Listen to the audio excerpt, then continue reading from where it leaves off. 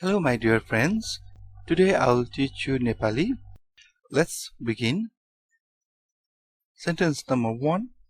That's what I am thinking. यही त म सोचिरहेको छु. यही त म सोचिरहेको छु.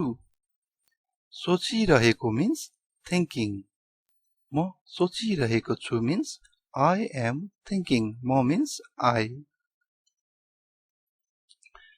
Now sentence number 2. He orders me as if I was his servant. In Nepali, उसले मलाई यसरी आदेश दिन्छ कि मानौ म उसको नोकर हो. उसले मलाई यसरी आदेश दिन्छ कि मानौ म उसको नोकर हो. आदेश means order and nokar means servant. Now another daily used sentence. चाँडै उठ्नुहोस्, ढिलो हुँदैछ. चाँडै उठ्नुहोस्, ढिलो हुँदैछ.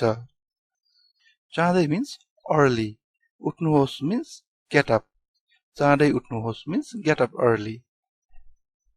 ढिलो हुँदैछ means it is getting late. ढिलो means late. Another sentence. Get up.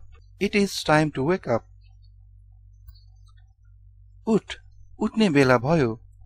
This is informal sentence. उठ, उठ्ने बेला भयो. Informal sentence is उठ्नुस्. उठ्नुस्.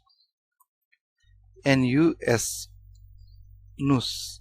उठ्नुस्, उठ्ने बेला भयो. This is formal and informal is उठ, उठ्ने बेला भयो. Informal is उठ and formal is उठ्नुस्. Now another sentence. He has been staying here for a long time. ऊ लामो समयदेखि यहाँ बस्दै आएको छ. ऊ लामो समयदेखि यहाँ बस्दै आएको छ. लामो समय means long time. समय means time. यहाँ means here.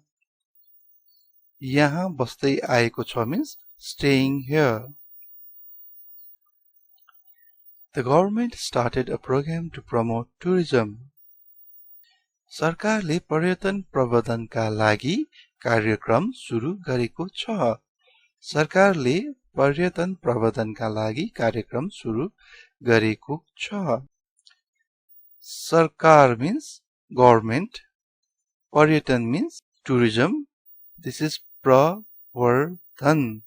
प्रवर्धन means to promote. लागि means for. कार्यक्रम means program. Suru means start. If we have time, we go to the beach for a walk. यदि हामीसँग समय भयो भने हामी समुद्र किनारमा घुम्न जान्छौं. यदि means if. H-A-M-I. हामी means we. समय means time. Samudra means sea. Samudra kinar means beach. Samudra kinar. With whom Raju should be sent. राजुलाई कोसँग पठाउने.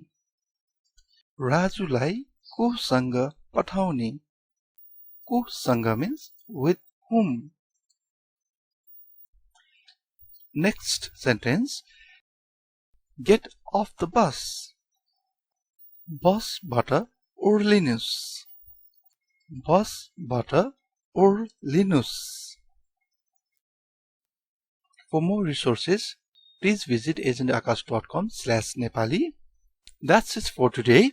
Don't forget to like, comment and share this video if you found it helpful. See you in the next episode.